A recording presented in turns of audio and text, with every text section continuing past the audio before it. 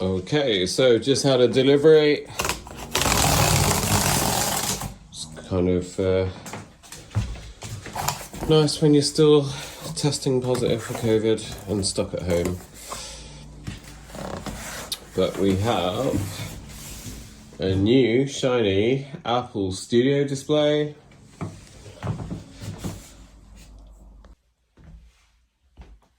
Right, here we go.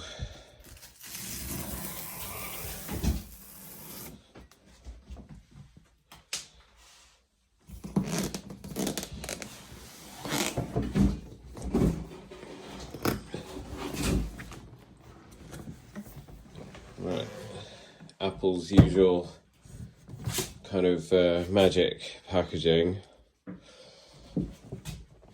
And here is the display. I really do not have any space whatsoever, but we've got some little arrows on each side. Do you know what? I'm going to put this on the floor. Okay, we're on the floor. I'm going to try and do this sort of one-handed. If I had two hands, if I had an extra pair of hands, you'd see that if you push the sides of the box apart, it would all kind of just open up like a flower, which is yet another example of Apple's amazing packaging. And there we've got the display. This is very, very risky. So, but as you can see, it's all kind of in one piece. I presume that's the power cable at the back. So I'm going to just take this out now and get it onto the desk. In the box, I don't think there's anything behind this. I think this is just kind of like padding to keep the monitor secure in transit. And then in here, we've got a nice little box here. Jessie has found the packaging. Oh, there we go. Bengal is not included. There we go. Oh, okay, sorry, this is a Thunderbolt cable. Yep, energy label, not very efficient. It's an E, so it's not too bad. It's better than the Pro Display XDR, but then you'd expect that because the Pro Display XDR is a lot bigger. And then we've got some instructions which are redundant because I'm a bloke and I never read instructions. Oh, there are. Cool, look. We get... There we go. I've got a couple of Apple stickers. Right, I'm going to get this big box out of the way and then set this thing up. So behind the screen, in this bit of cardboard, we have got the power cable. Right, so we are all plugged in. And I'm going to get my MacBook Pro. I use a MacBook Pro 16, the 2020 model. It's fully loaded. It is the Intel version. And I'm not going to change it for an M1 anytime soon because I spent a lot of money on this one. Right, so we are plugged in. Oh, I just heard something happen. Kind of liking this single cable setup.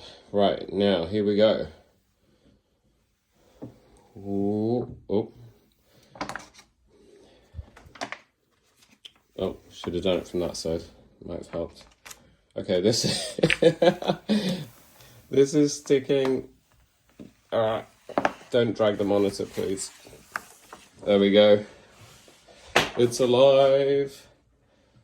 And it's gone off again. I don't know if it's gone to stem. Oh, yep, there we go. So it's instant on. So straight away, that's a huge benefit because I was using an LG display before, and with any third-party monitors, they just take time to fire up. They don't come on instantly like this just did. That's amazing. And I've got quite a lot of sunlight behind me usually. Usually I can't work with displays when the sun's shining in this room. See, look, instant on. There we go. We're on. We're up and running.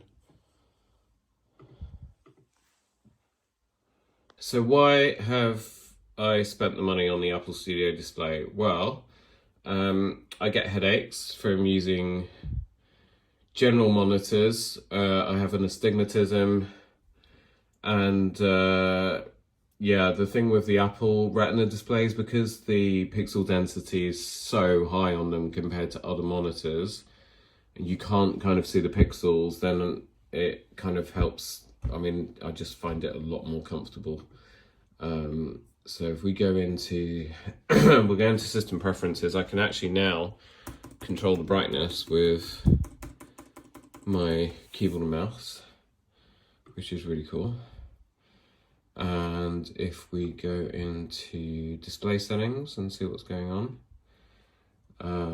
so we've got different presets here, depending on what you're doing. I'm just gonna leave it there. And auto adjust brightness, true tone. So I just saw a very slight difference there. And then normally you would turn that off if you're kind of just needing to work with real color reference, if you're working on photos or videos or whatever. See how we get on. But yeah, much neater setup. Very happy, works straight away out the box, which is what Apple products do. So there we go, Apple Studio Display. Let's test the speakers now. Okay, so at first I thought they were a bit disappointing, but then I realized that the sound was coming through my MacBook Pro speakers, which are actually pretty good, but when it's in clamshell mode, obviously it muffles the sound. So I've just changed the sound output to the Studio Display, and it's actually pretty good.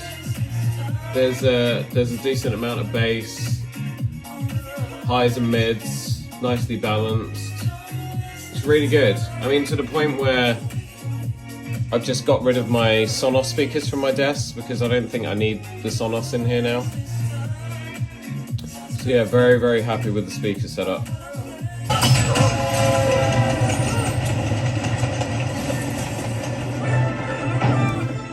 Okay, so we've got Spider-Man No Way Home in 4K with Dolby Atmos, etc. The picture quality actually is really good. For an LCD panel, the depth is actually surprisingly really good.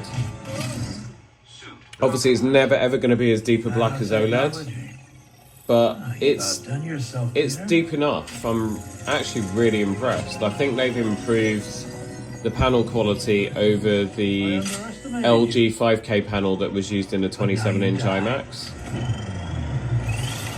And the contrast is slightly better as well. I've got a 27-inch 5K iMac sitting there next to me, so it's a good comparison.